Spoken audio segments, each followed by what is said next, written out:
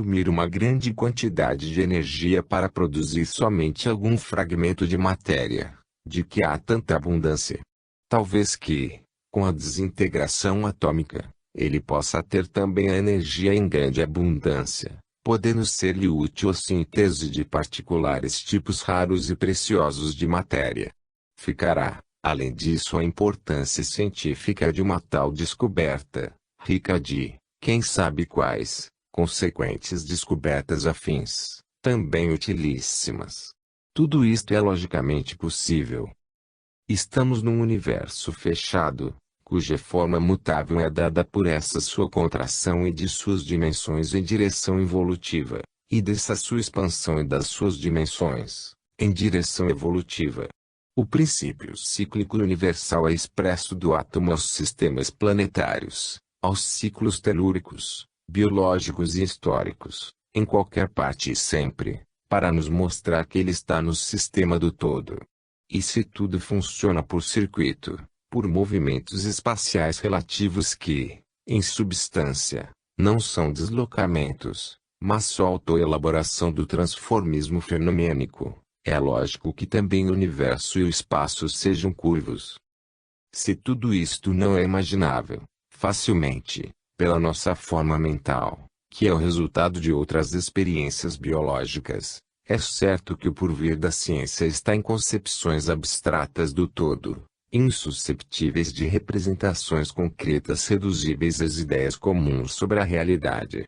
Tendo sempre visto o espaço com a matéria, isto é, sempre conexo a um ponto de referência, não nos damos conta de que ele é para nós concebível só relativamente.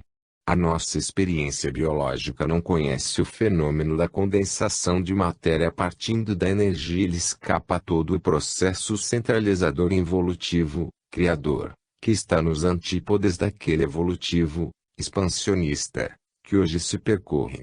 A vida, vinda depois, encontrou o espaço já formado e centralizado na matéria. Naquela fase de concentração se formam ilhas de matéria, num universo que se tornava sempre menor. Mas, a um dado momento, o processo involutivo converteu-se no evolutivo. Aquelas ilhas incandescentes e irradiantes iniciaram o caminho oposto.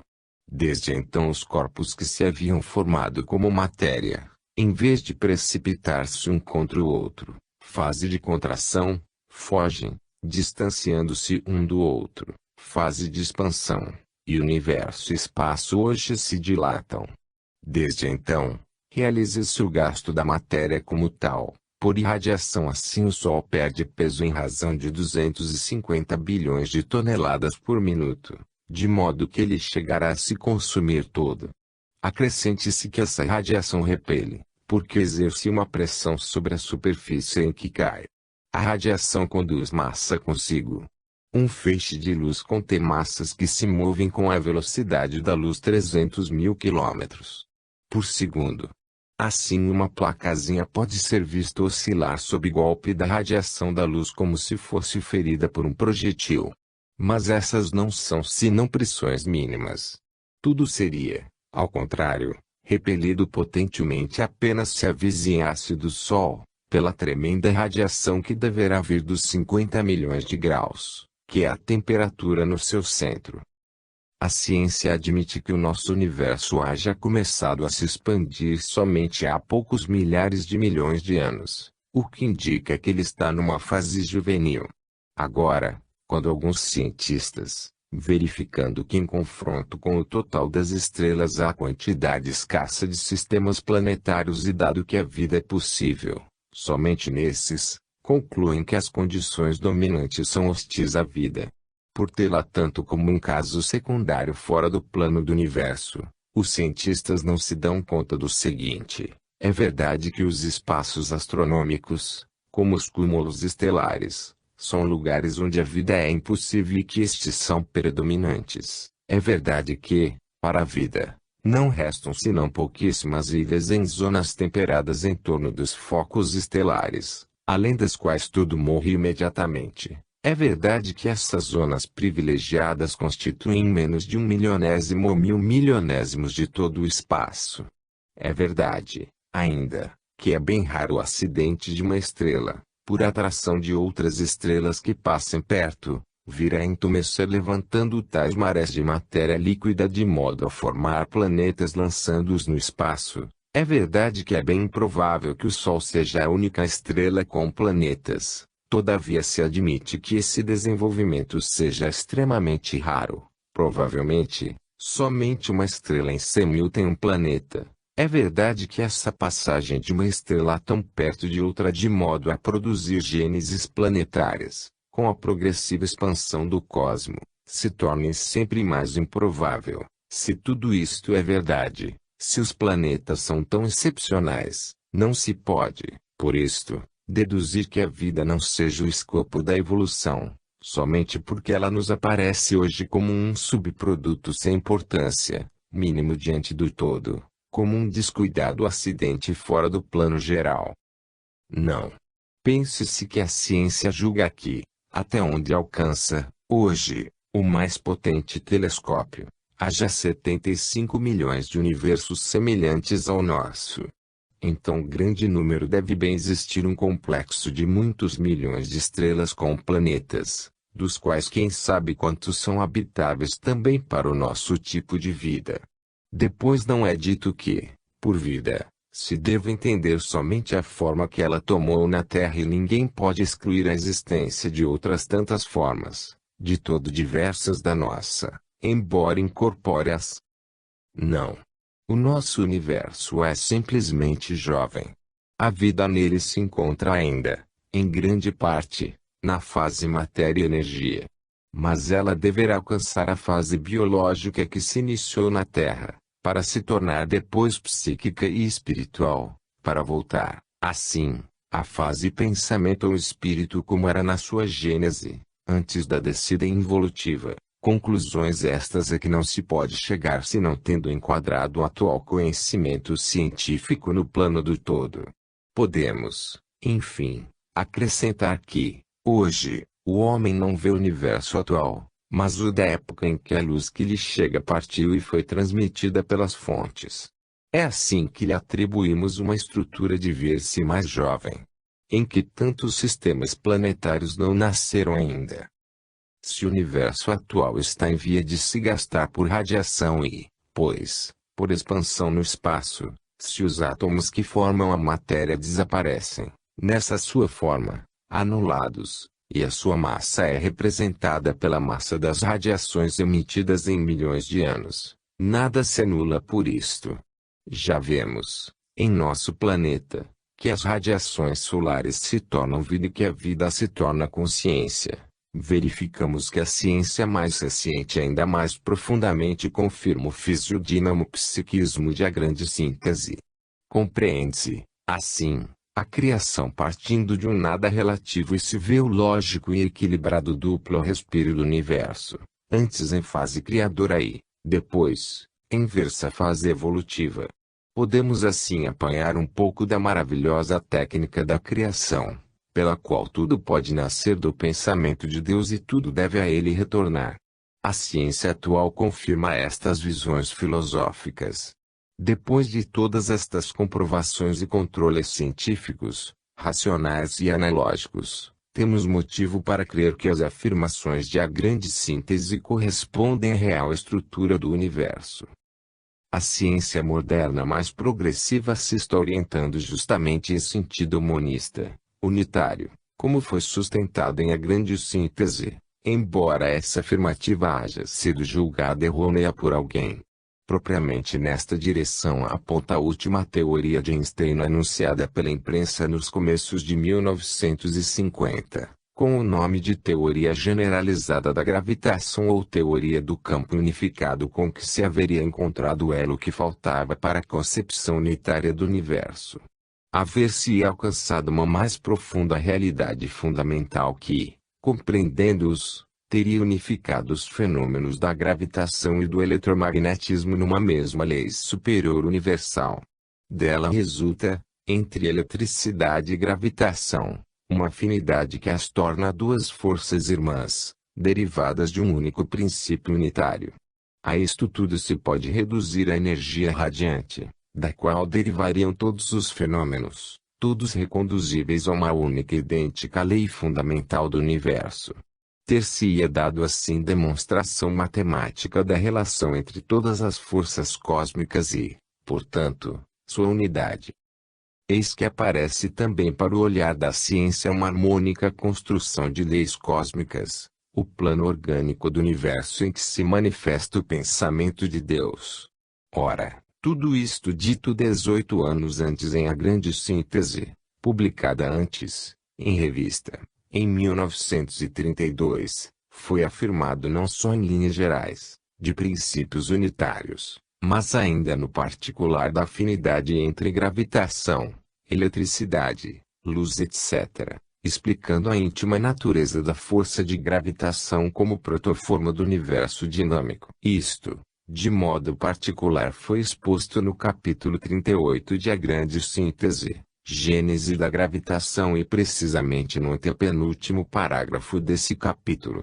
Aí se especificou que os conceitos da teoria de Einstein, então conhecidos, deviam ser completados, como aconteceu, o que se devia fazer pelo cálculo, como se fez. Todo leitor pode verificar quanto acima ficou exposto.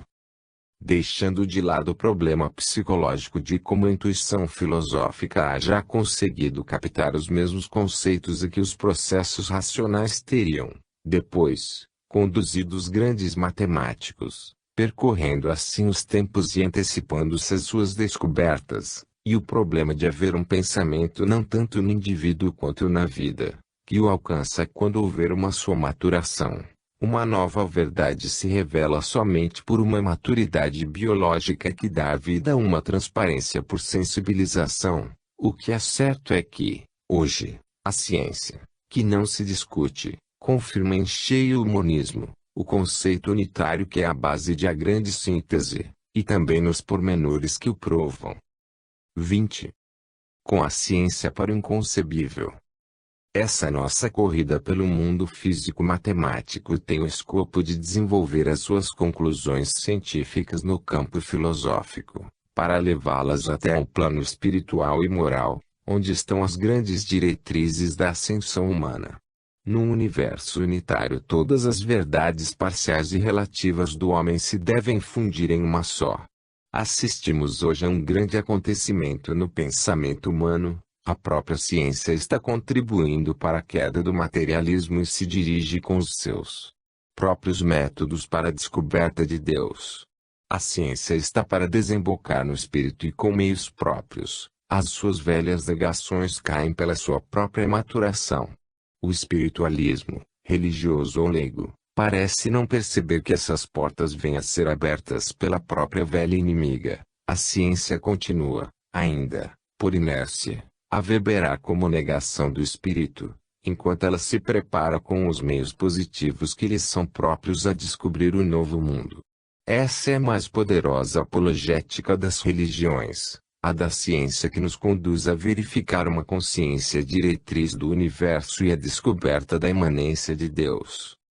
No campo da própria ciência, o universo dá sinais manifestos de um poder inteligente que guia e controla, de um pensamento que tanto se assemelha ao que é a nossa mente, especialmente no campo das concepções matemáticas abstratas.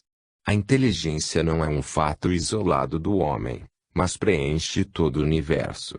Há um pensamento que rege tudo, com o qual temos afinidade de natureza e estamos conexos por compreensão. Se podemos compreender um pouco da estrutura do universo, assim ocorre somente por essa afinidade, enquanto também somos semelhantes àquele pensamento que o ordena e penetra em qualquer parte. Há pontes e comunicações a cada passo. O pensamento não é estranho à matéria, que é feita mais por conceitos do que por uma simples e aparente solidez sensória. O seu dualismo antagônico é superado no monismo universal, e isto não porque a matéria dissolve em um nada, mas porque ela se tornou a expressão de um pensamento com o qual está estreitamente conexa e sem o qual não pode existir. Eis que as velhas concepções materialistas são invertidas e a ciência tende a concordar com alguns postulados da fé, explicando-os em grande parte. O século passado disse a grande palavra, evolução. O nosso tempo diz, relatividade. O próximo futuro dirá, síntese.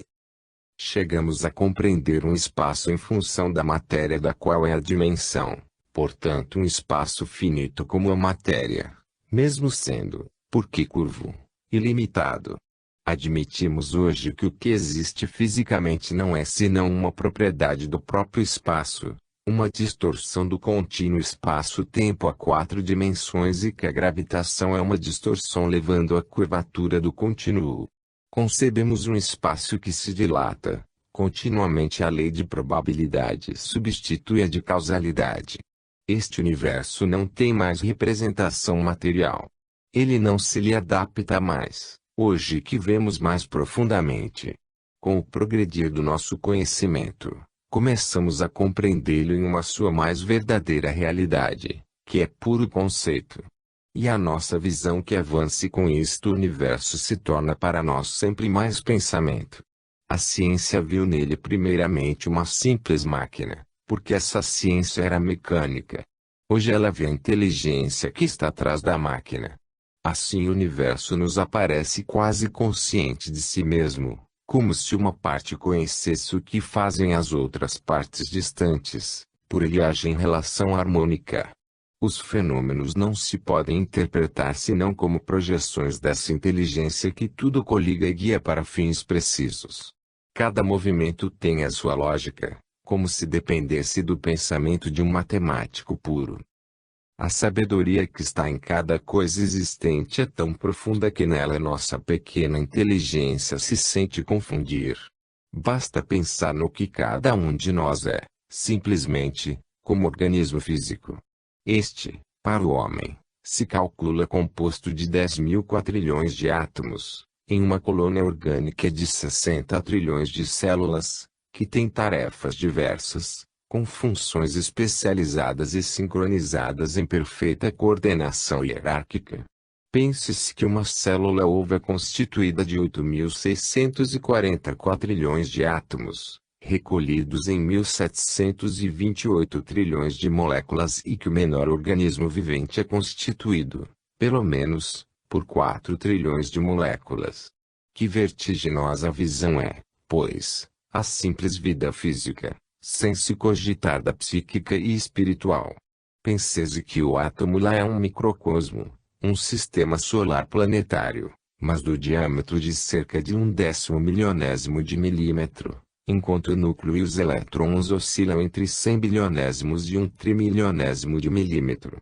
Para imaginar essas medidas, pense-se que o número dos átomos contidos em 1 grama de matéria resulta de cifra da 10ª potência, 1024, cifra vertiginosa que é igual a que exprime o número dos centímetros cúbicos de água contida em todos os oceanos. Somente 1 centímetro cúbico de hidrogênio contém 54 bilhões de átomos. E todo átomo é composto de um núcleo positivo em repouso rotativo sobre si mesmo, em torno do qual com uma velocidade de 30 km por segundo, se move uma miríade de elétrons de carga variada, de número diverso conforme cada único elemento. Ora, esse microcosmo não é senão o primeiro elemento do edifício molecular, que não é senão o primeiro do edifício celular, que não é senão o primeiro do edifício orgânico, que não é senão um caso único do edifício biológico. Sobre o plano físico, a mesma progressão hierarquicamente construtiva se estende do átomo à molécula, aos cristais ou cúmulos, às grandes estratificações geológicas, aos planetas, aos sistemas solares e galácticos, aos sistemas de sistemas galácticos. A nossa mente se perde não só pela extraordinária grandeza ou pequenez, mas também, pela complexidade da organização que mantém em tão vastas e complexas estruturas a ordem mais precisa. Num centímetro cúbico do ar que respiramos, cerca de 30 bilhões de moléculas se precipitam com velocidades fantásticas, chocando-se e mudando rumo cerca de 10 milhões de vezes num segundo.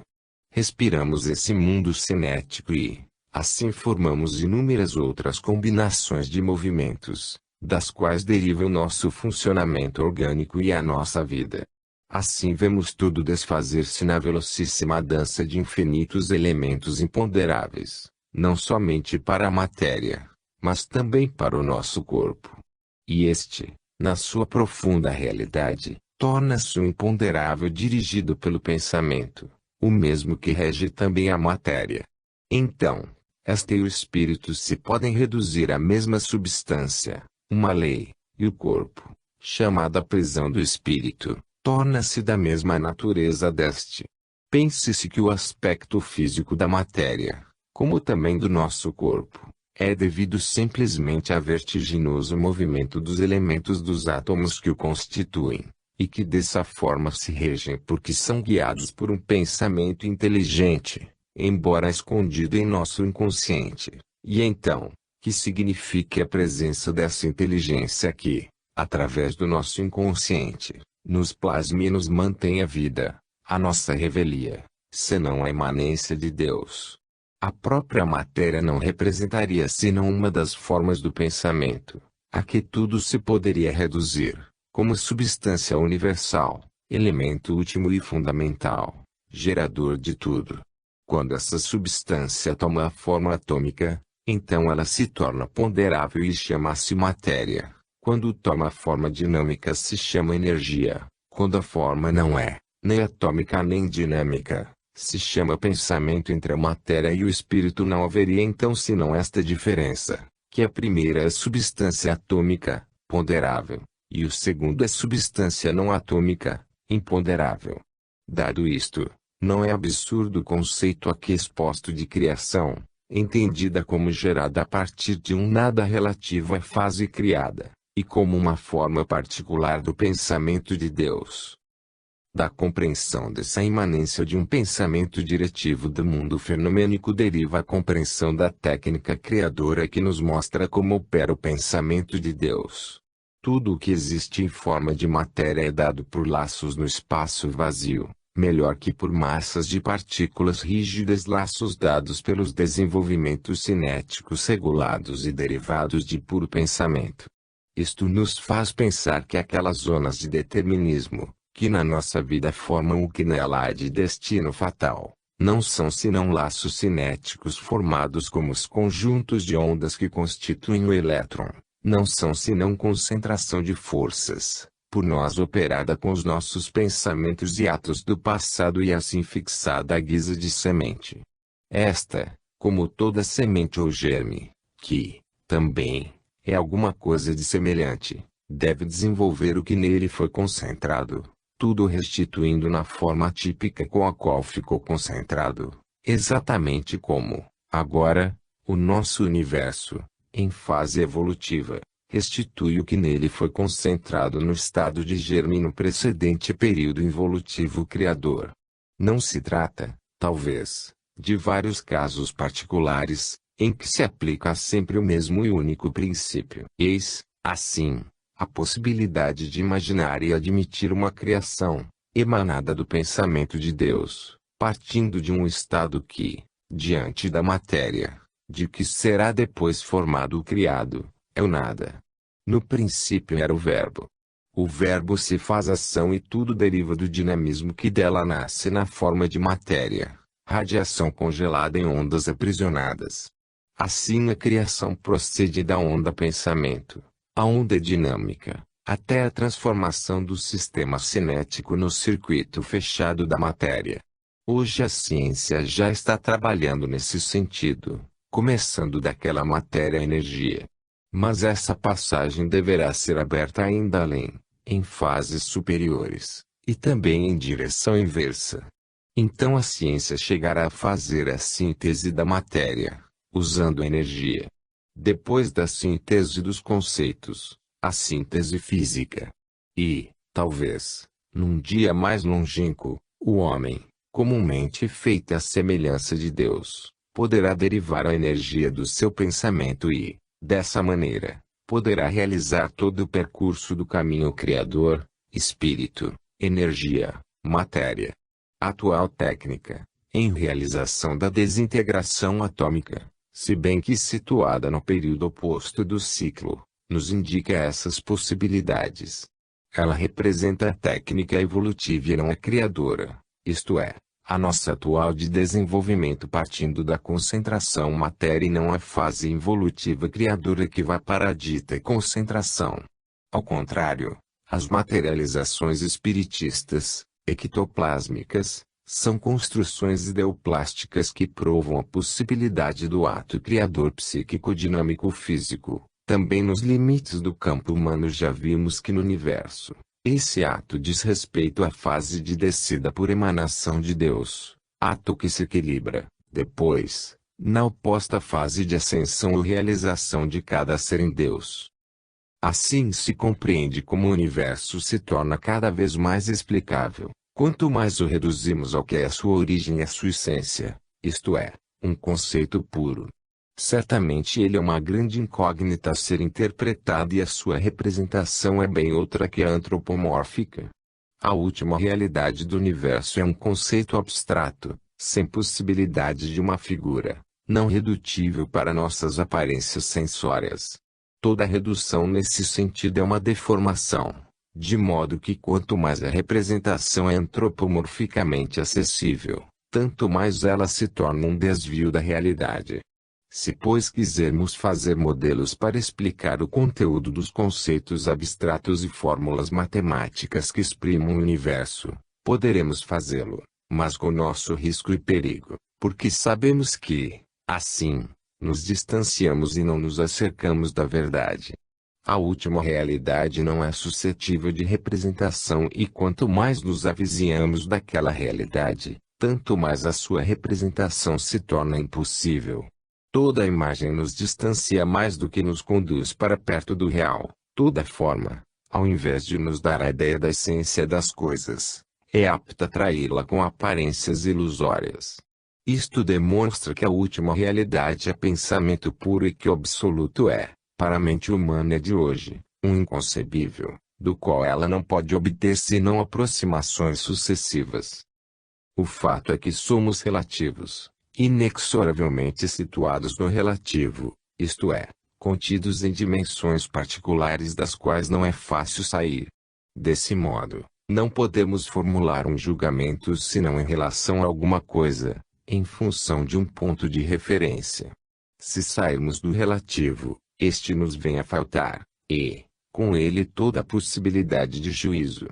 Uma vez que concluímos por confrontos entre quantidades e entre qualidades, não podemos proceder senão no âmbito das dimensões que nos são próprias e conhecidas, onde também o objetivo em exame é situado. Nesse âmbito, a nossa psique está fechada e, fora dele, não compreende, e, como instrumento de conhecimento, vem a ficar inadequado e falido.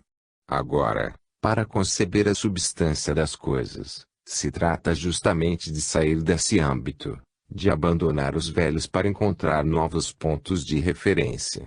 É natural que a nossa mente fique impotente de todo até que, pouco a pouco, aprenda a individualizar e a conhecer os novos pontos de referência, hoje situados no inconcebível, transferindo-os assim ao seu concebível. A concepção hoje alcançada da energia como uma abstração matemática, a constante de integração de uma equação diferencial, significa haver tornado a subir o caminho criador, seguindo para a abstração.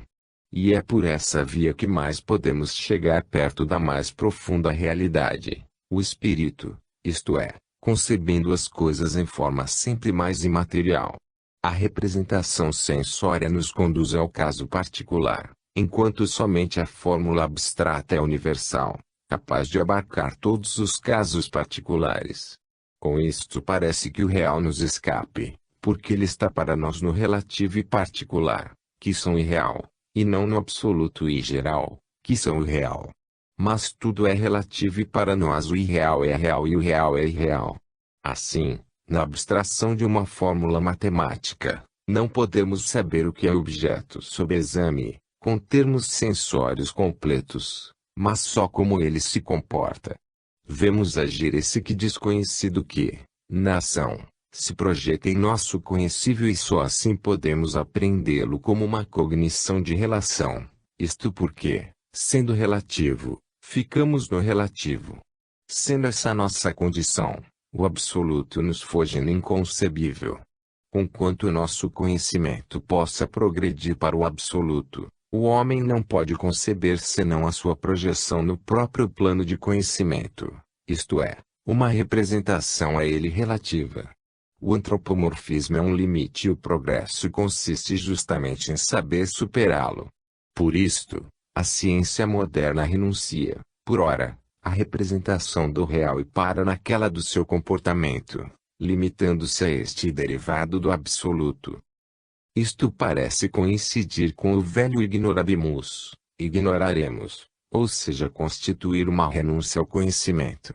No entanto, esse é um progresso com que a ciência hoje chegou mais perto da realidade última, pois compreendeu que esta não é suscetível de representação. A ciência já não cai mais na ilusão dadas pelas representações antropomórficas, ilusões que, até ontem, ela tomara por realidade. Num terreno que parece renunciar a conhecer o real, estamos ao contrário, num mais sólido e mais verdadeiro, justamente porque quanto mais material e abstrato é ele, tanto menos é suscetível de representação. Chegamos, assim, ao ponto de achar que se possa dar a essa formulação, de todo abstrato, do universo, aquele conteúdo em que cada um crê, pelo fato que se é compreendido que cada conteúdo de representação é um relativo e um irreal, uma pura interpretação ilusória diante da realidade. Isto significa havermos chegado racionalmente mais perto de Deus com o haver compreendido que Ele, na sua essência, é um incognoscível. Já dissemos que suas definições são reduções e mutilações. Desse modo, a ciência admite que os valores concretos das suas formulações abstratas possam ser diversos e aí está a sua nova universalidade.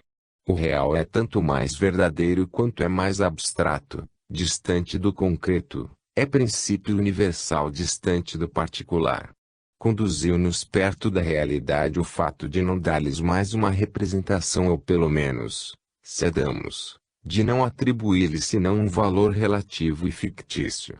Dessa maneira, do real se é compreendido, ao menos, isto, que as nossas representações não valem senão pelas necessidades do contingente, e que é erro dar-lhe um valor absoluto. Elas não podem servir para esse fim. É assim que o homem saiu do antropomorfismo e se acercou mais da realidade, compreendendo ao menos que esta já tem característica segura, isto é, de estar situada no atual superconcebível. É a primeira tentativa para começar a definir a realidade. Já se encontrou um primeiro atributo não imaginário.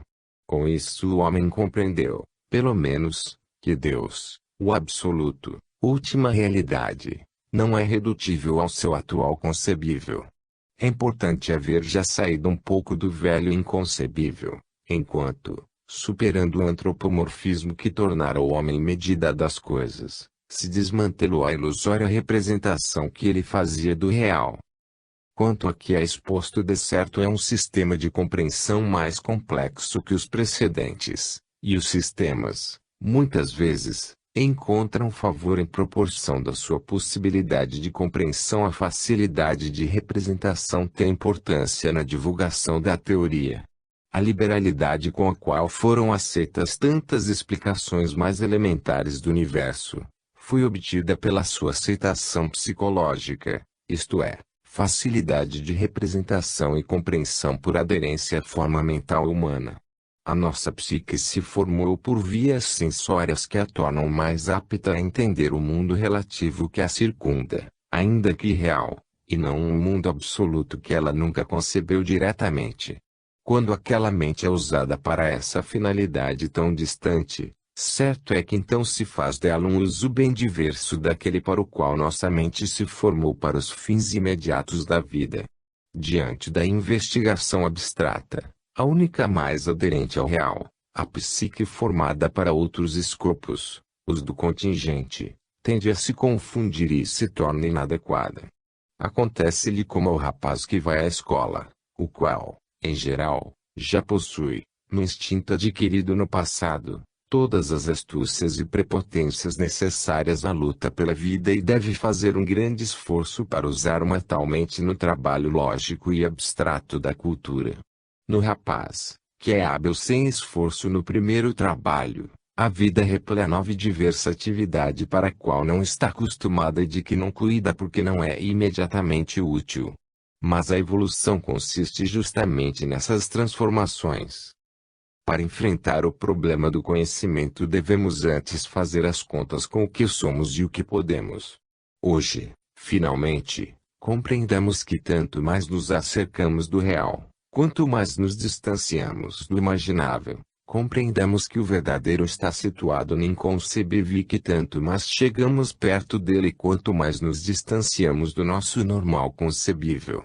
De certo que o sistema atual é mais difícil, mas ele demonstrou a capacidade de penetrar, muito mais a fundo, na natureza das coisas e de a saber explicar as novas interpretações que fazemos da ignota realidade e que parecem mais capazes de harmonizar-se com ela. Não são materiais, mas matemáticas. Esta abstração vence, por potência explicativa, precisão e aderência aos fatos, as precedentes representações materiais.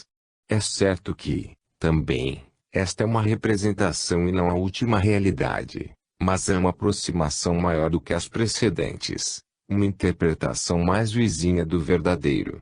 Compreendeu-se que as coisas não estão mais como antes se acreditara, se bem que não se saiba ainda como verdadeiramente estão.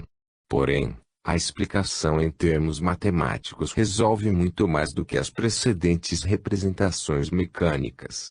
A última realidade possui, sem dúvida, um significado que transcende a nossa atual capacidade de compreender. Porém é certo que se caminhou nessa compreensão e que hoje velha está inadequada.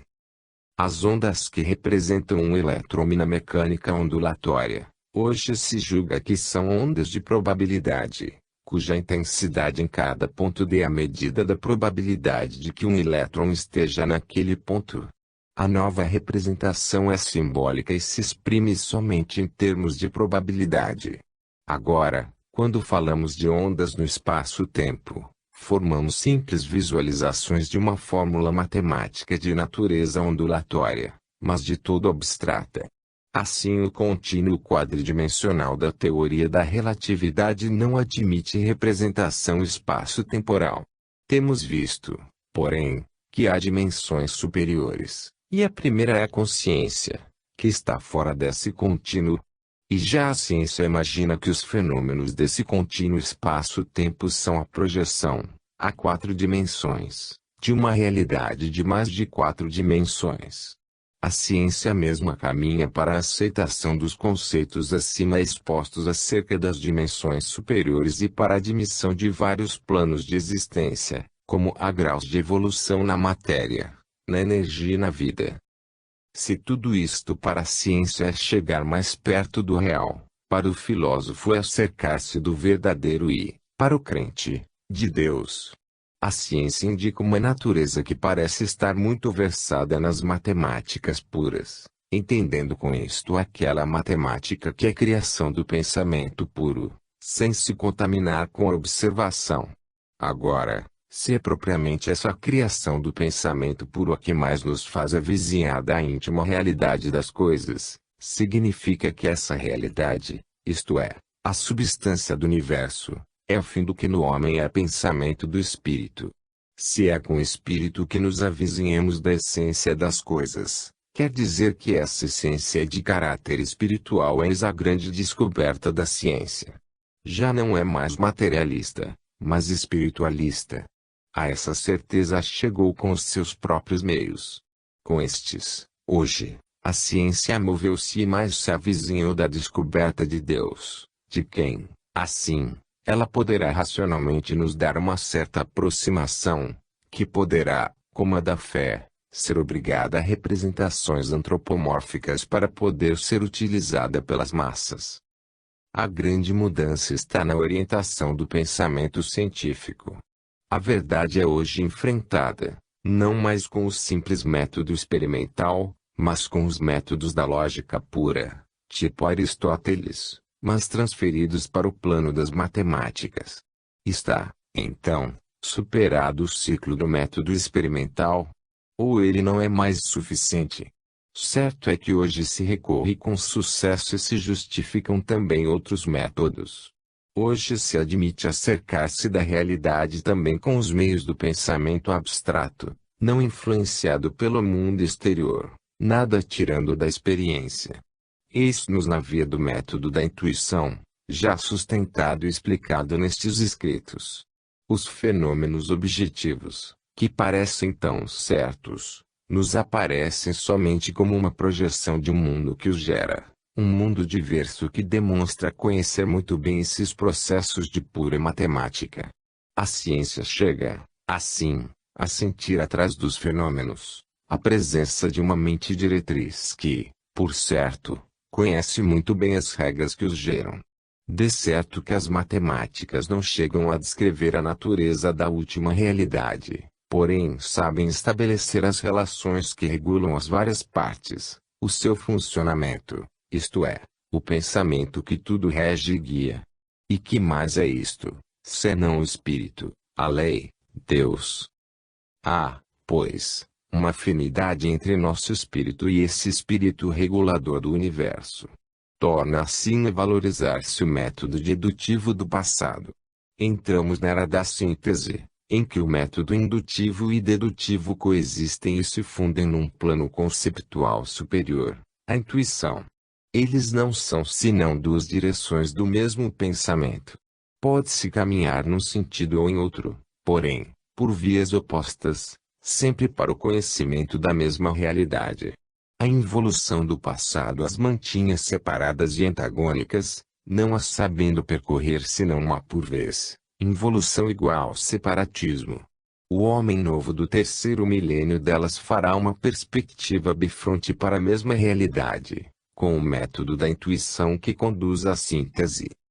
A última e mais profunda interpretação do universo nos diz que ele parece pré-ordenado pela mente de um matemático puro. E então devemos admitir que, se essa matemática que nos conduz para a realidade do universo, nesta realidade deve haver aquela matemática, isto é, uma abstração, pura qualidade do espírito. E se esta realidade nos é revelada por graus, devemos admitir que ela já existe tão vasta e completa que nos escapa no inconcebível, mas, nem por isto, menos real e perfeita em si mesma. E então podemos concluir que a descoberta do desconhecido não é senão o resultado de uma maturação do meio, psique humana, cuja compreensão é limitada e dada pelo grau da sua evolução. Em outros termos, o limite do conhecimento está somente na natureza humana e ele se desloca porque esta evolui, daí a progressão na conquista da verdade. De maneira que o homem não descobre o universo, mas a si mesmo. Ele deve descobrir sempre novas expressões na sua linguagem, em lugar das precedentes que se tornam inadequadas, à medida que as suas capacidades intelectuais lhe revelam mais profundos aspectos do real. Por último, toda representação pode significar uma limitação ou deformação dele. Então, a verdade se avizinha sempre mais do inexprimível e é propriamente isto que nos diz da sua verdadeira natureza. E o homem, cansando na subida para sair do antropomorfismo, livra-se da ilusão só para se avizinhar do inexprimível. Cabe-lhe saber, na ascensão, exprimir o inexprimível, isto é, evoluir a sua psique para saber introduzir nela uma representação do real, hoje inimaginável. E assim o inconcebível é gradualmente conquistado no concebível. A natureza não é antropomórfica. Começa-se a compreender hoje, que o homem está superando o seu velho ser. A realidade não pode absolutamente ser reduzida a esquemas antropomórficos. Ao contrário, ela mostra-se aderente a esquemas puramente matemáticos, pelos quais se deixa interpretar melhor. A realidade mais profunda está mais estreitamente ligada aos conceitos da matemática pura do que aos da biologia ou da mecânica, que permanecem mais exteriores. O universo fenomênico adquiriu um sentido muito mais claro e profundo quando ele foi visto com o olhar da matemática pura. Isto é lógico, porque quanto mais soubermos ser abstratos, tanto menos seremos materiais e antropomórficos, e tanto mais chegaremos perto da realidade, que é de natureza abstrata. Dado que a visão matemática é mais abstrata, espiritualmente mais elevada do que a mecanicista, é lógico que ela explique melhor as coisas. Dessa forma, o homem se acerca da compreensão da verdadeira natureza do real, desmaterializando o seu concebível, espiritualizando a sua psique, dando dessa maneira a escalada para o inconcebível. Assim a ciência, tornando-se sempre mais abstrata, caminha no conhecimento de uma realidade que, por sua vez, se torna sempre mais abstrata, mas, com isto, mais verdadeira. Hoje só podemos dizer que para nós, lá onde está o absolutamente inconcebível, está o absolutamente verdadeiro. Odiernamente, quando a ciência chegou a esse grau de espiritualização, os modelos do passado mecanicismo são considerados mais um obstáculo que um auxílio para a compreensão do real, que está atrás dos fenômenos. Assim, a ciência moderna prefere os símbolos abstratos das equações matemáticas, o que nos limita a um conhecimento das relações que pelo menos nos diz como as coisas funcionam, embora não nos diga o que elas realmente são, o que virá depois. Com isto o modelo mecânico, a ideia adaptada à forma mental do velho cientista materialista, cai e prevalece uma ordem psicológica de toda diversa. Ela nasceu da verificação que a estrutura da matéria se rebela à visão concreta.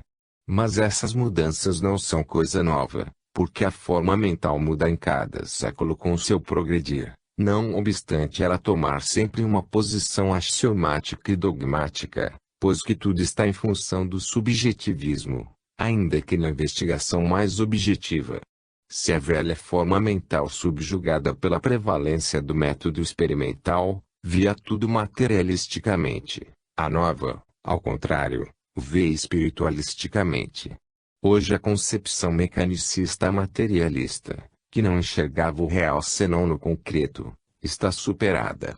Começada do alto das mentes que dirigem a cultura humana, haverá uma nova orientação a todo o pensamento moderno, e as massas que ainda revolvem no materialismo, pois que elas chegam sempre por último, amanhã seguirão também o seu novo caminho e formará uma civilização nova, a do espírito. A ilusão sensória e a filosofia materialista que dela decorria hoje estão desfeitas. E já foi dada a partida numa nova direção. O método objetivo experimental que criou a ciência moderna, por esta mesma já foi superado e agora está em segundo plano. Em suma, se pede mais ao fenômeno o respectivo conhecimento, e o fenômeno não é tomado mais, como antes, como ponto principal, mas passa aos segundos planos, em posição subordinada. Esta inversão, pela qual o real se tornou irreal e o irreal, real, renovará as diretrizes do pensamento moderno, diretrizes que dão a orientação ao próprio século. Os aspectos espirituais da vida não são mais considerados ilusórios, somente porque não são concretos. Eles assim se nos avizinham e se valorizam, entram a iluminar a nossa vida de ceigos. O concreto tornou-se real e o espiritual, real. Assim, a nossa vida alcançou outras realidades, além dos velhos horizontes, com meios mais sutis do que as velhas vias sensórias. As portas da ciência se abrem hoje para o espírito, para cujas conquistas ela poderá ser uma grande aliada. Logo que a ciência começou a observar atentamente a realidade concreta, esta se desfez e pareceu que, o que se tomava por indiscutível solidez, não era senão um dos sinais sensórios que uma misteriosa, distante e íntima realidade nos transmitia. Então se compreendeu que aqueles sinais, qualquer forma que assumissem, eram somente uma expressão simbólica de alguma coisa de completamente diverso que estava atrás das cenas, uma representação do todo relativa, eram a expressão de uma realidade ignota, exprimível somente com o símbolo matemático X. 21. A ciência na descoberta de Deus. Quando subimos para os mais altos planos do conhecimento, Nos avizinhemos do centro em que se dá a unificação de todas as coisas, para a qual tudo tende, evoluindo. Então acontece que o cientista e o místico se aproximam tanto um do outro, que chegam quase a tocar-se no mesmo terreno. E eles representam tudo o que chamamos ciência e fé, que assim também se avizinham até se fundirem, trabalham ambos num mundo invisível, em que tem valor experimental positivo e objetivo, fatos de natureza imponderável, subjetivos, os fenômenos da consciência. Esta parece feita não somente para registrar os dados da experiência sensória, mas, ainda, os resultados de outras impressões espirituais de caráter todo diverso. Trata-se de uma ordem de experiências das quais a ciência não conhece absolutamente nada, mas com que acaba tendo de se avizinhar, logo que ela progrida para as grandes profundidades do conhecimento. Então, cientista e místico entram no mesmo mundo do transcendental em que todas as formas superiores de consciência se aproximam para se fundirem. Ciência e fé não nos aparecem senão como dois diversos modos de ver a mesma verdade, senão duas vias para chegar à mesma realidade última. A separação e a luta entre ciência e fé não são senão questões de involução. Evoluindo, segue-se para o universal, para o abstrato, para a unidade. O pensamento imaterial que rege e constitui a matéria torna-se a mesma coisa que o pensamento imaterial que constitui o espírito. No alto tudo se acorda e harmoniza. Então tudo se unifica num mesmo plano onde trabalham juntos e concordes o cientista e o místico, o matemático, o musicista, o poeta, o santo, onde a ciência é arte, a matemática é filosofia, a pesquisa é prece, onde tudo se funde e é o mesmo impulso para o mesmo único centro, Deus. A mente humana, percorrendo a circunferência do relativo, tenta alcançar o centro do absoluto que ela reencontra projetado em todo ponto daquela circunferência. As suas experiências analítico-objetivas são dispersas ao longo dessa circunferência. Mas progredindo com a evolução, a mente humana penetra nas circunstâncias sempre mais restritas e vizinhas do centro, sempre mais assim aproximando-se da unificação. Como a fase criação-evolução representa uma projeção na forma, distante do centro, assim a evolução significa um reconstituir-se para o centro, em unidade, daquele universo, antes cindido no particular. Isto também pelo conhecimento que assim se torna sempre mais unitário. Dessa maneira, progressivamente se elimina o separatismo humano que divide o conhecimento em mil afirmações antagônicas em luta entre si. Assim, aos poucos caminha-se para a verdade única, que é a luz, e que, dada a estrutura do universo, não somente é tanto mais verdadeira quanto é mais abstrata, mas também quanto mais é unitária. Essas são as características que devem ter as maiores verdades futuras, mais progressivas das atualmente concebidas pelo homem. Tanto mais se progride, quanto mais se tornam pesados e insuportáveis todo o muro divisório, o separatismo de todos os enquadramentos humanos, a luta entre verdades que são diversas e rivais só por razões de involução.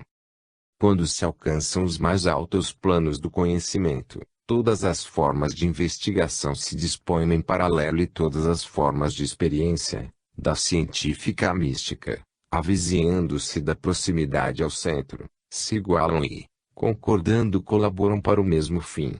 Evidentemente, a substância do mundo em que vivemos representa algo que transcende tudo quanto pode ser medido com os instrumentos da física e até o que é descrito com os símbolos métricos do matemático.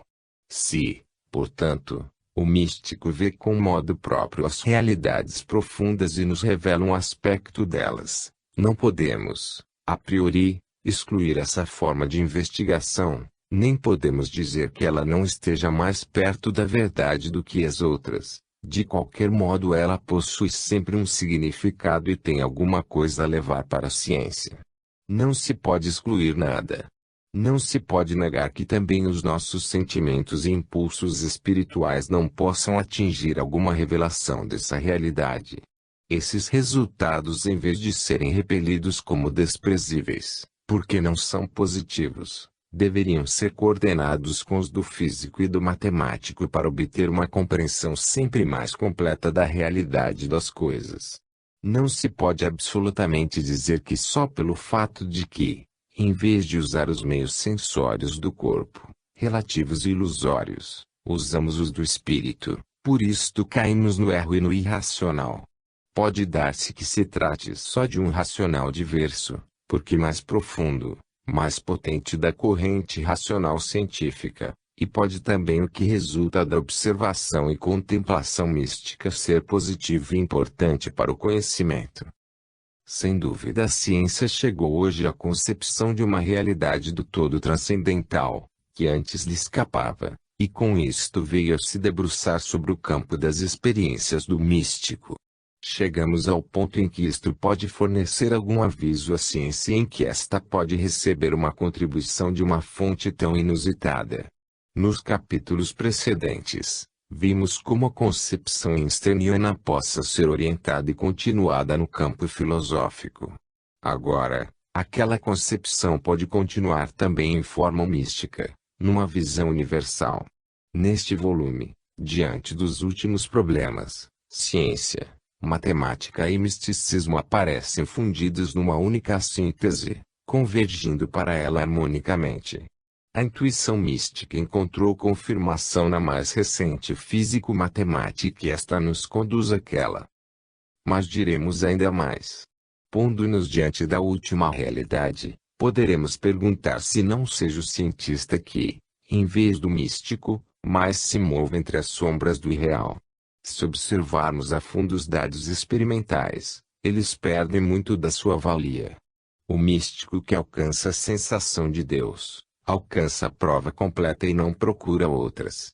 E quando se chega à sensação, como se repete em tantos casos e temperamentos diversos, se tem o mesmo direito de negá-la, que se pode ter pelas sensações da investigação física. Se as examinarmos a fundo, estas não nos dão nenhuma garantia absoluta. Se atrás de toda sensação há de existir uma realidade, porque umas devem ser falsas e as outras verdadeiras. É lógico que ambas sejam verdadeiras. E então eis que para o místico Deus que tudo invade poderá ser a mesma lei onipresente e perfeita que para o físico tudo regula. Por ambas essas vias, tão distantes e opostas, se apresenta a mesma imanência de Deus, logo que a consciência se eleve mais para o centro do ser. O místico, porém, quando queremos nos avizinhar da mais profunda e verdadeira realidade, tem muito mais que dizer do que aquele escuro mundo de símbolos com o qual a matemática, já que a representação mecânica e antropomórfica diz bem pouco, procura hoje ver no mistério do universo físico dinâmico. O cientista mesmo sabe que tudo isto não o põe em contato com a última realidade, sabe que as suas são puras interpretações e são bem outra coisa do que absolutas e definitivas. O místico pode, ao contrário, nos ensinar que, além dos sentidos dirigidos para a análise objetiva, o homem possui um senso interior dos valores e do caminho para os atingir, que, além daqueles puramente racionais do cientista, há meios intuitivos mais rápidos e sintéticos, que além daqueles sensórios imediatos, existem meios diretos aptos para as apreciações que se estendem até os campos inacessíveis para o raciocínio.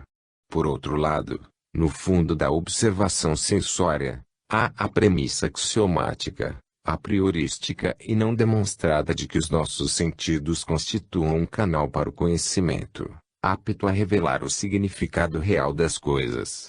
Os primeiros momentos da ciência racional são indemonstráveis, superracionais e intuitivos como os últimos.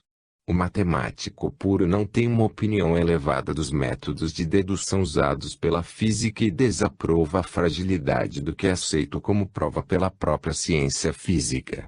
Isto autoriza a contribuição que pode dar à intuição do mundo invisível por parte do místico, ainda que, do ponto de vista da ciência, possa parecer inconsistente, porque imprecisa.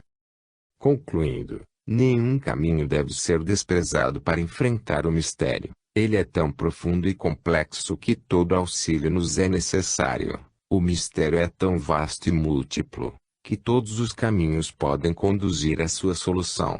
Na própria ciência positiva, que acredita ter base sólida, vemos que os resultados